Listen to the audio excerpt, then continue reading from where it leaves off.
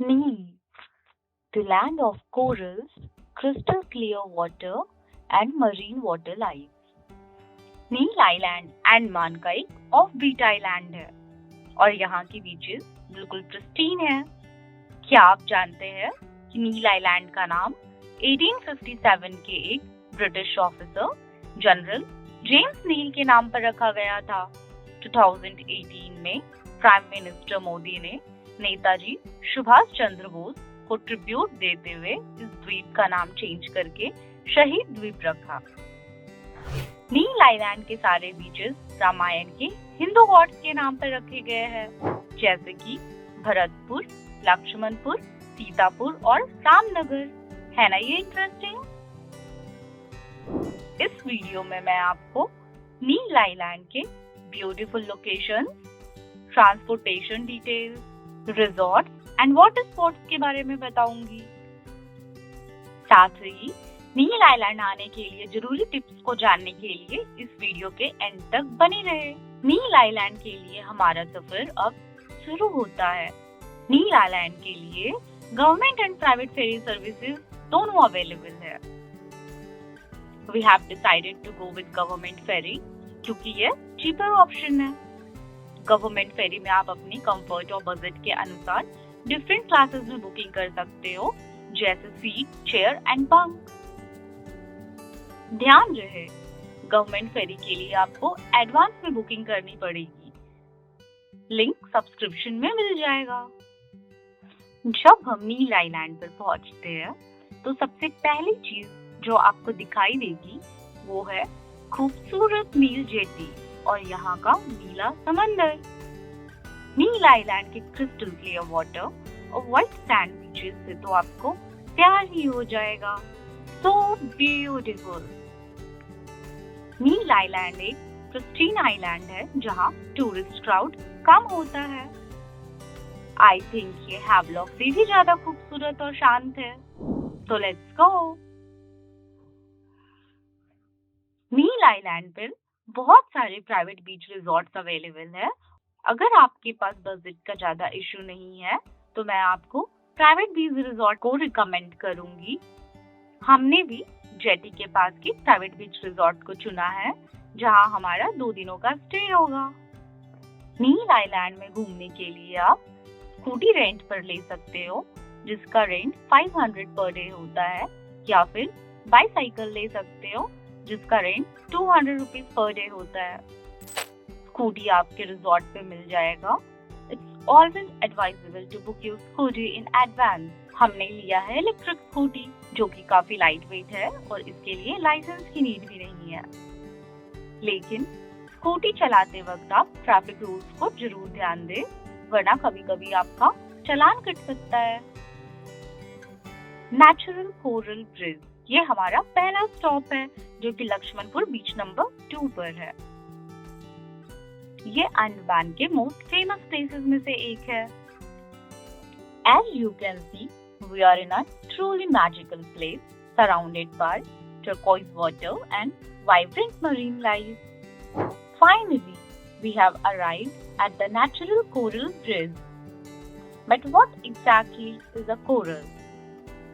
Corals tiny living creatures होते हैं जो कि समुद्र से कैल्शियम एक्सट्रैक्ट करके उससे अपने ऊपर एक परत बनाते हैं जो कोरल्स के आउटर स्केलेटन होते हैं। ये बहुत सारे शेप्स और कलर्स में होते हैं। इन कोरल्स के गुच्छों को हम कोरल रीफ्स कहते हैं। नेचुरल कोरल ब्रिज भी एक समय समुद्र के अंदर था। ये एक टाइम पर लिविंग कोरल था और साथ ही बहुत सारे सी क्रिएचर्स का घर भी था। नेचुरल कोरल ब्रिज के एडजेसेंट में जो वॉल है उसने साल 2004 में आए सुनामी के हार्शनेस से नील आइलैंड को बचाया था। हम नेचुरल ब्रिज के आसपास के शैलो वाटर में different types of marine life देख सकते हैं।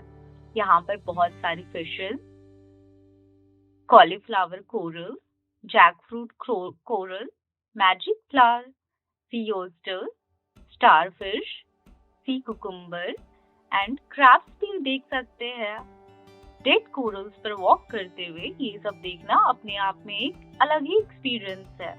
इन्हें देखने के लिए आप गाइड हायर कर सकते हो जो 500 रुपीज पर फैमिली चार्ज करते हैं।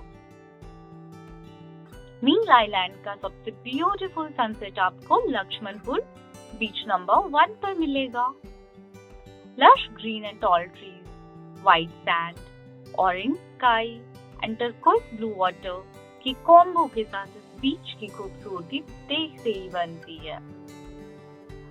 नील आइलैंड पर शाम के 5 बजे सनसेट हो जाता है, तो हम 4:30 बजे बीच पर पहुंच जाते हैं।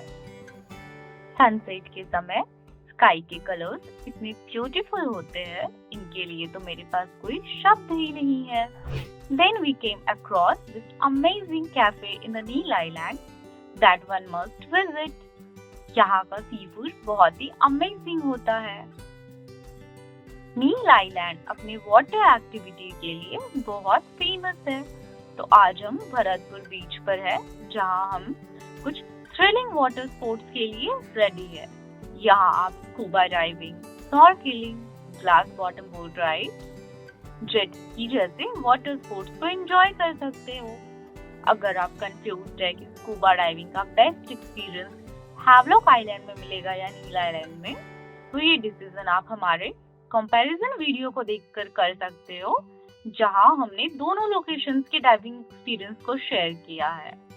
नीचे डिस्क्रिप्शन में इस वीडियो का लिंक आपको मिल जाएगा। भरतपुर बीच के बाहर का लोकल मार्केट तो बहुत ही अच्छा है, जहां आप सोवेनियर की शॉपिंग कर सकते हो।